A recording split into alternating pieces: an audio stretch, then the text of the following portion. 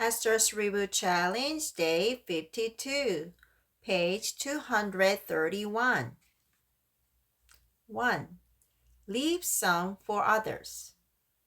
If you think only of now and your own satisfaction, you tend to use things more than necessary.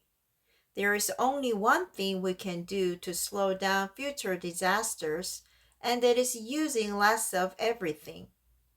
The environment that has been ruined by 7.7 billion people must be compensated for by 7.7 billion people. The future of our children is something we cannot leave to somebody's responsibility. In the worst case scenario, children born in 2020 may have to live in a harsh environment for their entire lives. We must ask and answer a question every day as long as we live. Am I going to leave my children a land laden with pain and despair? Let's stop shifting our responsibility to ecologists or environmentalists. Rather, we must be more responsible and proactive regarding environmental issues, particularly if we are raising children.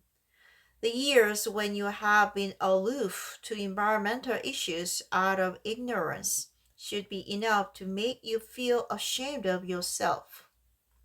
But if you start acting immediately, you can slow down the clock that is ticking toward doomsday. There is nothing difficult about it.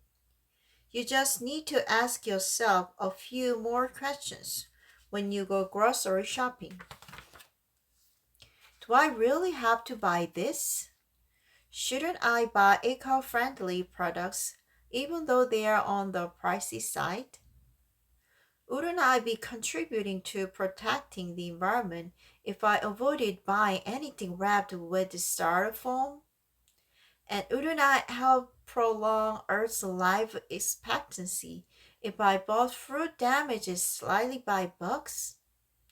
You can make a difference if you just build eco-friendly daily routines like these, making all decisions by using the eco-friendliness filter. I started my own ecological routine a while ago. Please put it in a tumbler instead of a disposable cup. I don't need another bag. I'll put it in my own.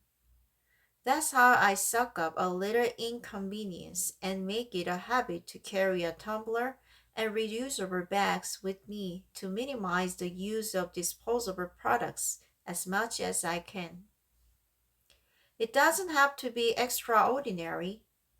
We can practice environment saving consumption just by making small adjustments in our daily lives. We have been turning blind eyes to environmental issues and outsourcing the solutions for many years. We've been shifting our responsibilities to recycling companies and the government, expecting them to do something to take care of the outcomes of our carelessness. We've never listened to the warnings of environmentalists and ecologists.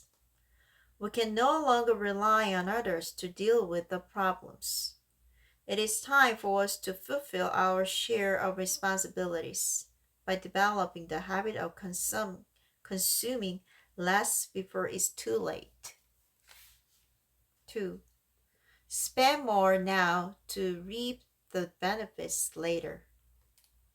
A while ago, I was having a conversation with Professor Che Chen.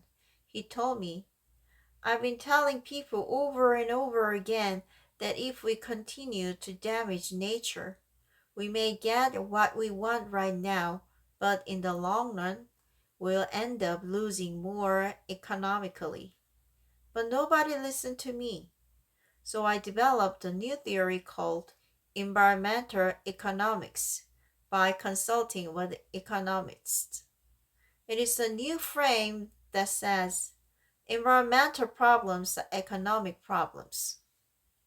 I thought companies will finally listen to him now that he has gone this far.